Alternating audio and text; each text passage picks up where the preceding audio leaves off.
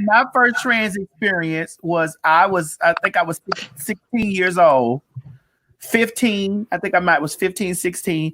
And my first trans experience was in school. I met, and there's some people that's probably in the comment section that know. I met a queen named Perd, P-E-R-D.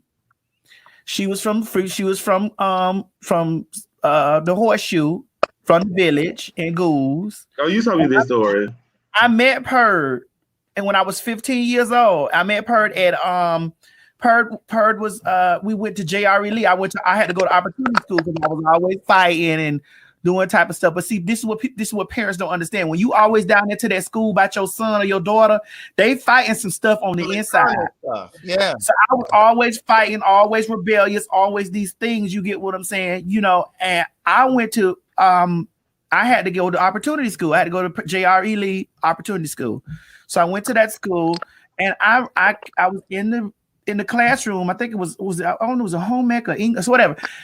Perd was sitting at the table, and Perd had a jerry curl. You told me this. She was dark skinned. This was my first trans experience. She was dark skinned. And you hadn't started transitioning yet. No, I was 14, 15 in that place. She was dark skinned, and she had a folder, and she was writing a boy's name. I really don't want to say the name, but you know, I'm not going to get in situations at home in Florida. You know, she was writing the boy name all over her notebook, and I was sitting there looking at her because I was like, you know, and then I would see boys. This is the thing, because I didn't know what she was. I didn't know. I thought she was I'm not gonna say I thought she was a girl, but I knew she wasn't a girl. I don't know. It was something different. She was different.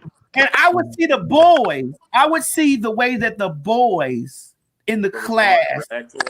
Yeah, it was the boys were so intrigued with her. Okay. And she got up. She used to wear tight. This is back in the day. So y'all know I'm telling the truth.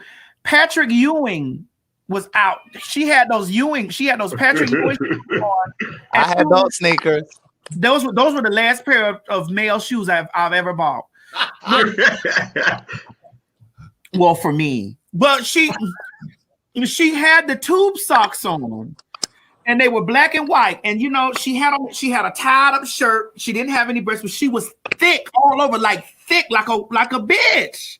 At 14, we were like 14 or 15 years old. This hoe was thick. And the bitch had a big ass booty. All my people from Goose, if any of my girls from Goose is watching this, Goose, Florida, y'all know who I'm talking about. She had those tights on, girl, whatever. And I remember she came to school black and white. The boys could not understand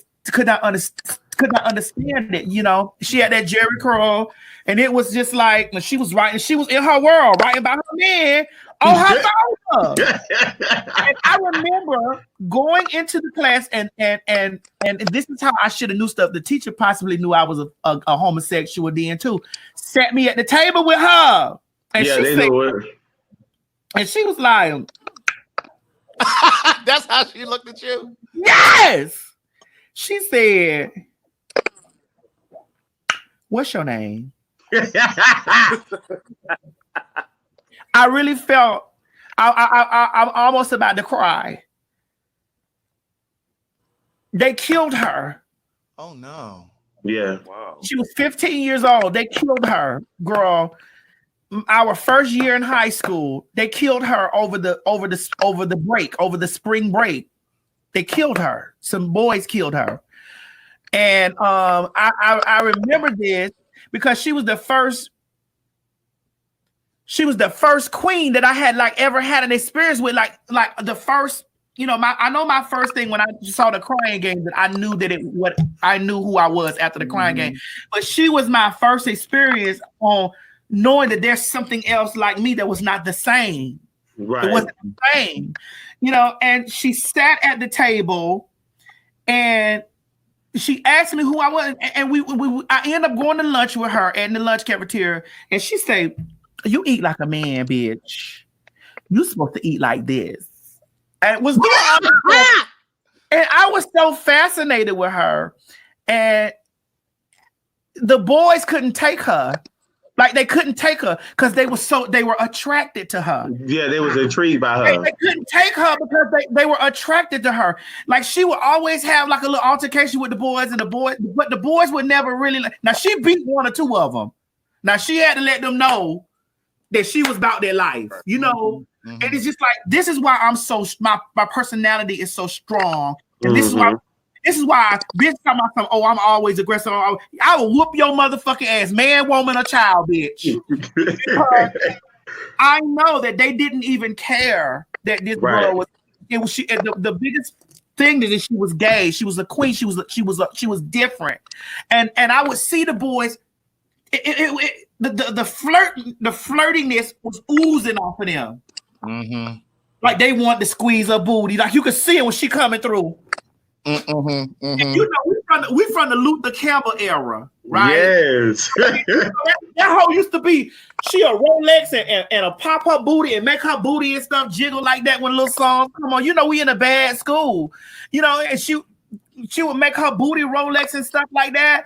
And you couldn't help but see this stuff like, damn. And she said, Timothy, you just like me. You just don't know it. She said, you just don't know it yet. You just don't know it yet, girl. You just like me. I could cry, Craig, because that was my first experience. And I never really got a chance to really...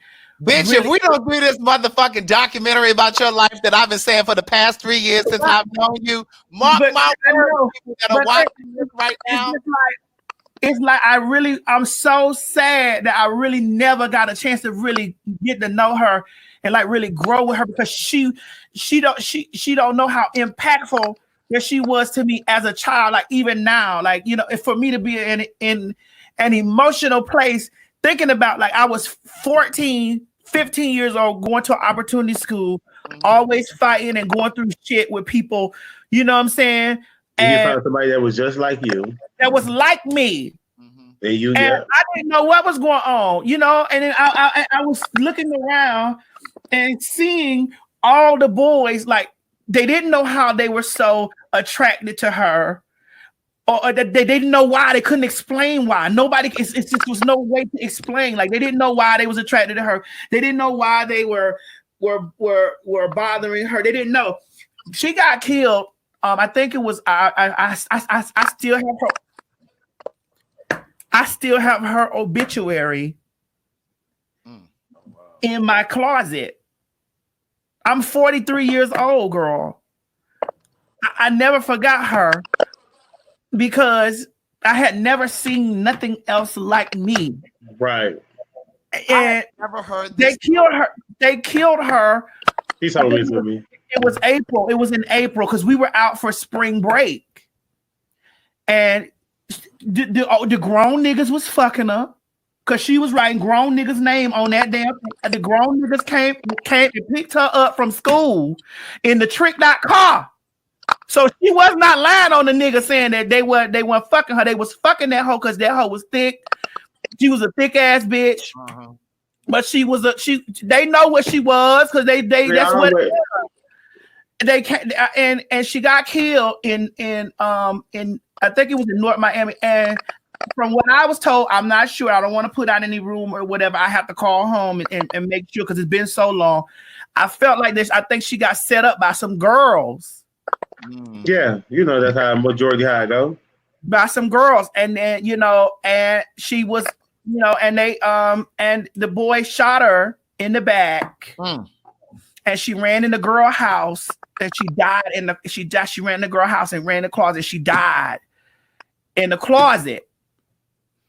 And the news came back to the school. She died in 92. Somebody said, well, yeah, she died 92.